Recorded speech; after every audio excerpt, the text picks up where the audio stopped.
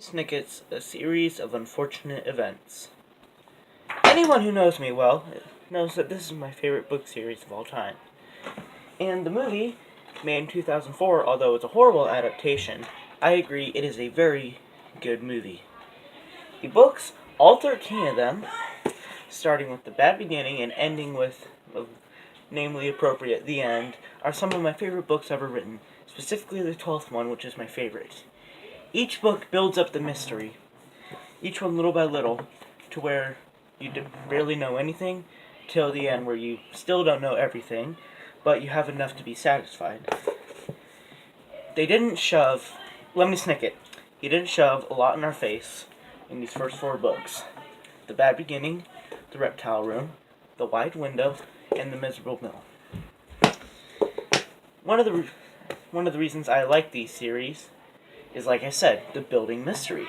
Each book adds a little bit more. Some it adds a lot, and some it adds only a little bit.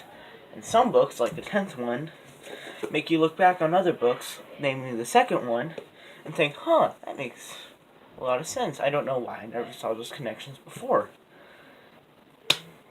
That is why I love the series. Netflix screwed it up. In the first book, and within about the first 10 to 15 minutes, they say the name of VFD. VFD is a secret organization that we find out about in book 5, and we don't learn about its name until book 10. They straight up said it in book 1. That's not the only thing.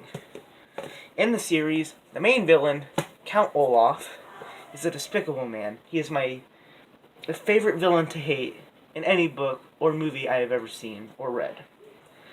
In the movie, I hated Jim Carrey's performance, but at least he was scary and well educated. Jim Carrey did play him as Jim Carrey would. And I did not like that, but it was a lot better than Neil Patrick Harris's performance, which was trash. He is more like a comedic take on the character. Hold on, I'll be right back. He is so idiotic and dumb that he has to have his acting troupe, all of them, instead of just having 1 or 2, like in these books, to come along with him. He has to bring all of them. And it's not just because more screen time. Oh no. It is so they can correct him. In the third episode, okay, when he is pretending to be Captain Sham and winning the heart over Aunt Josephine, they have to correct him so many times for me to count. It's crazy. He is an uneducated also. Like in the first story. He doesn't know the difference between literally and figuratively. My 6-year-old cousin knows that, and he doesn't even know what language he's speaking.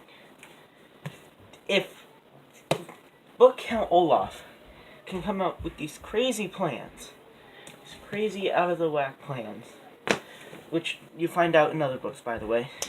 I highly suggest this series, if you couldn't guess already, over the TV show and movie.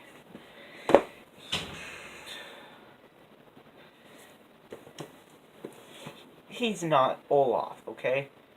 When he does these things, when he murders Uncle Monty, afterwards, he's just playing a comedic performance. It's crazy.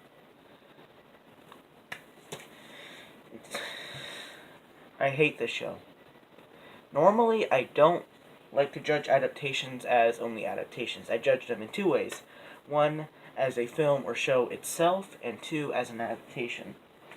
I'm not just hating on this movie because it's a bad adaptation. I love this movie. It's one of my favorites. Okay, but I don't like it as an adaptation at all. It's based on the first 3 books, and it adapts them absolutely horribly. But at least it has a good story with good acting. That's another thing.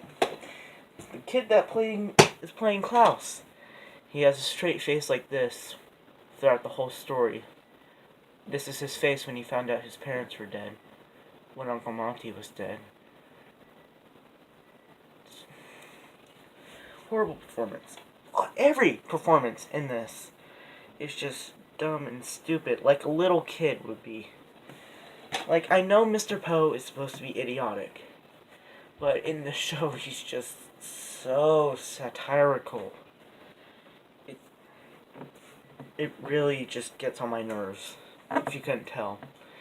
The only actor, or in this case actress, that I liked was Violet. It's the only one out of the entire show. Each of the other ones were either dull or stupid. In this world, in this universe that Lemony Snicket has concocted, he's made a world where evil rules and good is in the shadows. And it's the story of the Baudelaires trying to get them out of that shadow. But they're still being overcast by the villains. The villains in the show cannot do that. I'm still gonna watch Season 2. Okay, and Season 3. I'm gonna watch it only because I hope they can do better. I hope. I seriously doubt it, though. I'm sorry this video was more of a rant, and especially after such a long time, since Christmas, I just haven't been feeling like making videos lately, and I've also been really busy with school and a bunch of other stuff. But, if I can, I will review each of these episodes individually, if you guys want me to. I don't know. But, if you do, I will. Once all 26 come out, because they're separating each 13 books into 2 episodes. So yeah, thank you for staying for all 7 minutes and listening to me rant, and remember to stay crazy.